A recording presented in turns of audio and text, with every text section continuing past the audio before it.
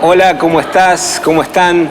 Una vez más acá compartiendo y reflexionando culturalmente, temas culturales, temas que a mí particularmente me gustan compartir con vos, compartir amenamente.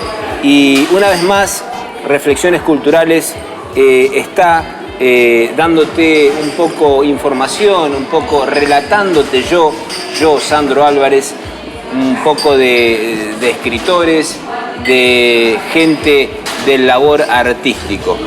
Y en esta oportunidad voy a hablarte de un escritor que tuvo mucho que ver con la movida latinoamericana, con el boom latinoamericano, ese boom literario latinoamericano en el cual se centró en los principales, ¿no es cierto?, en los principales escritores, pero vamos a centrarnos en uno, en Gabriel García Márquez, Gabo para algunos amigos. Gabriel García Márquez nace en 1927 en una localidad del país colombiano, caribeña, y ahí empieza su vida, hijo único. Su abuela, principalmente su abuela, ya en sus primeros años de vida, le relata mágicamente los primeros historias, un poco con ribetes de magia y de poco de visión de lo que era la Colombia de aquel entonces, ¿no es cierto?, y en sus antepasados. Lo que sí puedo decirte que García Márquez cosecha toda esa especie de vivencias, esas anécdotas de la abuela, y un poco los vuelca en un libro que es ícono en la literatura universal ya. Estamos hablando de 100 años de soledad, estamos hablando de un libro que es uno de los libros de la literatura universal ya, y yo lo titularía como un libro mítico, como un libro que un poco afirma a García Márquez como el máximo exponente de la literatura latinoamericana. Pero acá hay un detalle. García Márquez muestra de la mejor manera posible el aracataca de aquel entonces, sus primeros años de vida, sus primeros amigos, sus primeros vivencias con familiares, y ahí empieza un poco todo el ajetreo de García Márquez. A los 14 años se traslada a la capital de Colombia, allí termina su estudio secundario y empieza sus estudios de Derecho, los cuales no los concluye porque él cursa hasta segundo o tercer año de Derecho, y ahí él declara que se siente totalmente tomado por la literatura. Y fue una noche en una pensión estudiantil en donde lee específicamente, y él lo señala como anécdota, él lee La Metamorfosis de Kafka. Ahí él se pregunta si esa invención fue ejecutada, ¿por qué él no podría hacer algo similar y desgranarlo en distintos libros? Así comienza, y es en donde ya a los 19 años, 20 años, con un poco de timidez lógica de su edad, se acerca al diario El Universal. Ya él había publicado 2 cuentos en El Espectador, y ahí había un hombre en el cual tenía gran simpatía y lo emplea como periodista. Así empieza García Márquez como periodista, y así empieza García Márquez como un referente de la literatura latinoamericana.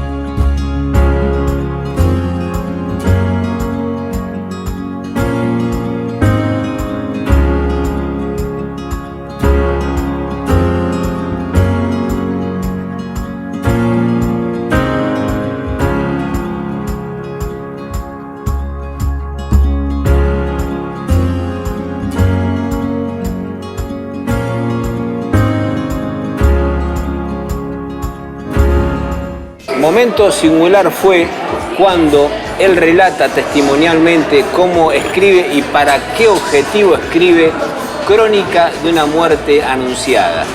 Él un poco quiso hipnotizar al lector y empezó a emplear las herramientas como para que el lector no despegue de la ficción.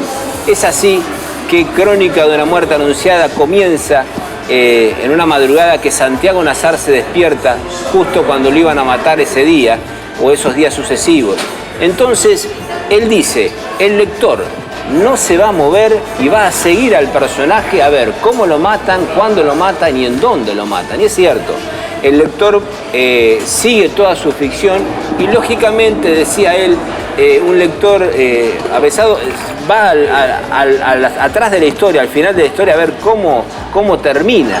Pero no, al final del primer capítulo él relata, ya lo mataron. Entonces, él dice que el lector tiene que recorrer todo el libro como para ver las secuencias y para mostrar cómo matan a Santiago Nazar en Crónica de una muerte anunciada. Es llamativo esto porque él se propone hipnotizar al lector. Una de sus preocupaciones era hipnotizar al lector sobre todas las cosas. Y llegamos a 1982, un García Márquez que es nominado y gana el premio Nobel de Literatura y se lo ve vestido de guayabera porque se correspondía estar vestido con el frac tradicional, pero él va con el traje tradicional del Caribe a recibir el premio Nobel de Literatura en guayabera. Fue muy llamativo, una ceremonia de mucha repercusión y ahí García Márquez toma un poco cuerpo, ya se solventa su prestigio internacionalmente. Tengamos en cuenta que García Márquez fue traducido a más de 20 idiomas y bueno, de esa manera tenemos la posibilidad de que gran parte del mundo haya leído sus innumerables obras. Yo creo que son alrededor de 50 volúmenes entre los trabajos periodísticos de García Márquez. También tenemos unas, digamos, anécdotas en las cuales él lanza, volviendo un poco a 100 años de soledad, lanza en 1967 100 años de soledad y en Argentina entran 7.000 ejemplares. Esos 7.000 ejemplares se agotan rápidamente y ahí es como especie de llamado de atención a las editoriales y ahí forma un poco ese boom de García Márquez y consecuentemente en la década del 60, estamos hablando de 67, 68, se ve acompañado de los grandes exponentes de la literatura latinoamericana. Ese boom que esos aviones que salen de Barcelona cargados y repletos de libros lanzan al mundo esa nueva manifestación, latinoamericana que es un poco el arquetipo, un poco el decir de los autores latinoamericanos. Pero bueno, rescato a García Márquez porque bueno, estamos hablando un poco, relatando un poco la vida de él y un poco dando a entender su repercusión, su amalgamiento de la cultura latinoamericana. Te voy a sugerir unos libros de lectura y en esta oportunidad te voy a ofrecer a Vicente Batista. Fue tallerista de Marcelo Di Marco, nada menos. Vicente Batista fue compañero de Abelardo Castillo. Y en esta oportunidad Vicente Batista narra una novela que se llama Gutiérrez a secas, un escritor oscuro, un escritor por encargue. Y tuve la suerte, una vez saliendo de la Biblioteca Nacional de Buenos Aires, encontrarme con Vicente Batista, no hace mucho, hace un año aproximadamente, y entablar una conversación con él.